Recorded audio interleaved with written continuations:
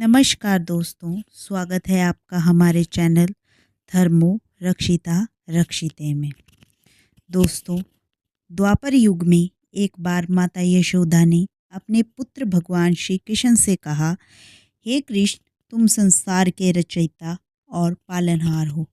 आज मुझे कोई ऐसा उपाय बताओ जिसे करने से स्त्रियों को सौभाग्य की प्राप्ति हो, साथ ही उनकी सभी मनोकामनाएं पूर्ण हो जाएं।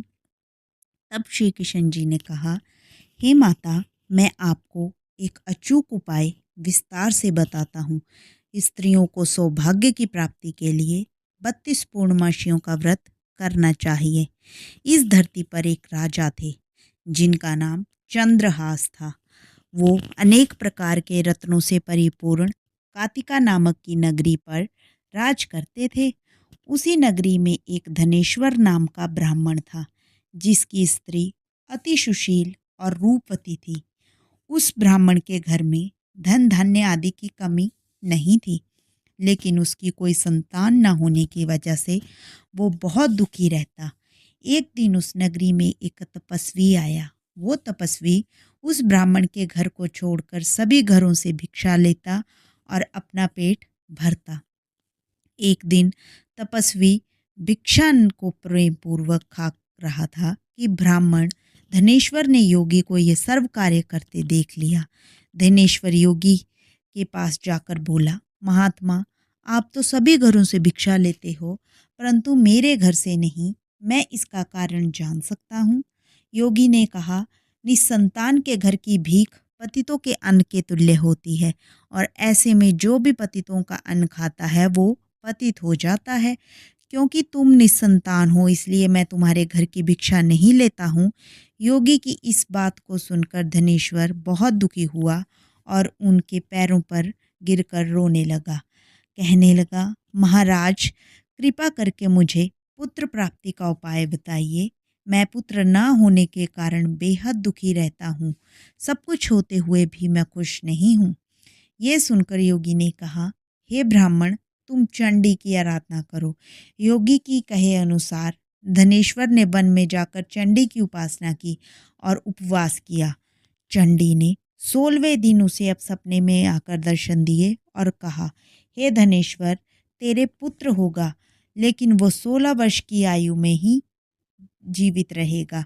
लेकिन यदि तुम दोनों स्त्री पुरुष 32 पूर्णमासियों का व्रत करोगे तो वो दीर्घायु प्राप्त करेगा। प्रातःकाल तुम्हें इस स्थान के समीप ही एक आम का पेड़ मिलेगा। उस पर चढ़कर एक फल तोड़कर शीघ्र ही अपने घर जाना और अपनी पत्नी को खिला देना।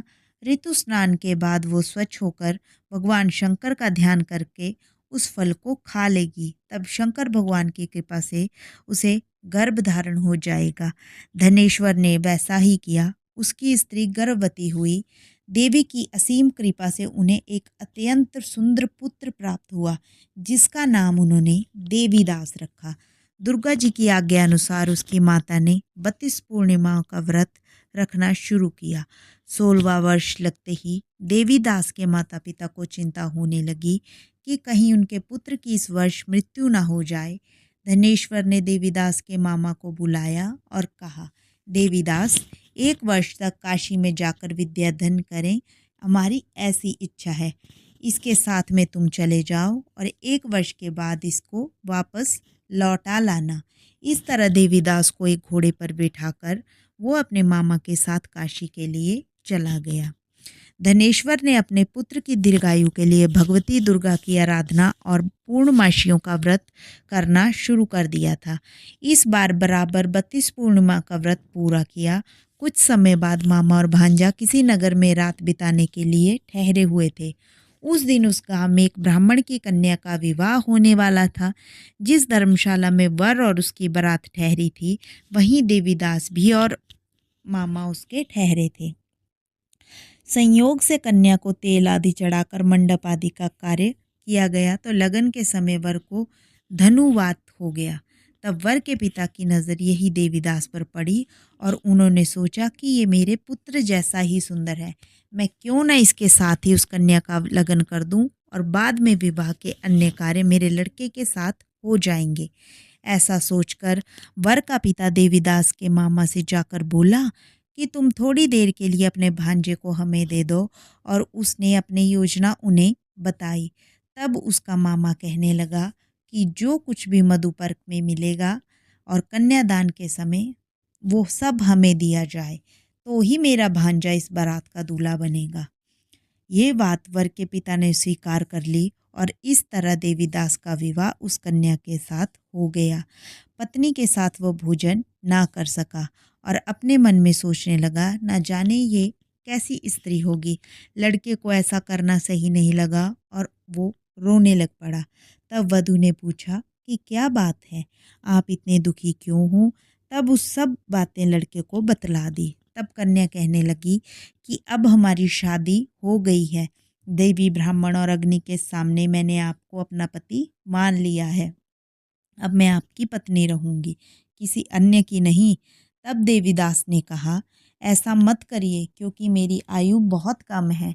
मेरे बाद आपकी क्या गति होगी, इन बातों पर ज़रूर विचार कर लें। परंतु वो दृढ़ विचार वाली थी। बोली कि जो आपकी गति होगी वही मेरी भी होगी। इसके बाद वो देवीदास और उसकी पत्नी दोनों ने भोजन किया और शेष रात्रि सोते रहे। प्रातःकाल देवीदास ने अपने पत्नी को एक अंगूठी दी और एक रुमाल दिया और बोला, हे प्रिय, इसे लो और संकेत समझकर स्थिर चित्त हो जाओ। यदि मैं जीवित रहा तो अवश्य आऊँगा, वरना मेरी मृत्यु हो गई है, ये समझ लेना। प्रातःकाल जब शादी के कार्य पूरा होने के बाद सब बराती मंडप में आए तो कन्या ने अपने पिता से कहा, ये मेरा पति नहीं है, और पूरी बात अपने पिता को बताई। बारात वापस गई। इस प्रकार देवदास काशी चला गया। कुछ समय बाद काल से प्रेरित होकर एक सर्प रात्रि के समय देवदास को डसने के लिए वहां आया, परंतु व्रत के प्रभाव से उसको काट ना सका, क्योंकि पहले ही उसकी माता ने 32 पूर्णिमा का व्रत पूरा किया। इसके बाद मध्याह्न के समय स्वयं काल वहां आकर देवीदास के शरीर से उसके प्राणों को निकालने का प्रयत्न करने लगा, जिससे वह मूर्छित होकर पृथ्वी पर गिर पड़ा।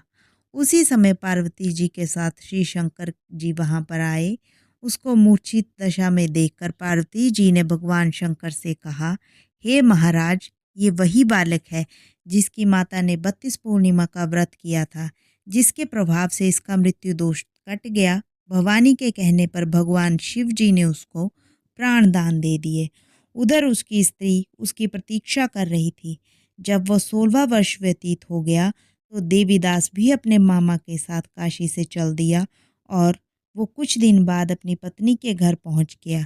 लड़की के पिता ने खूब धन के साथ अपनी पुत्री को उसके साथ विदा कर दिया।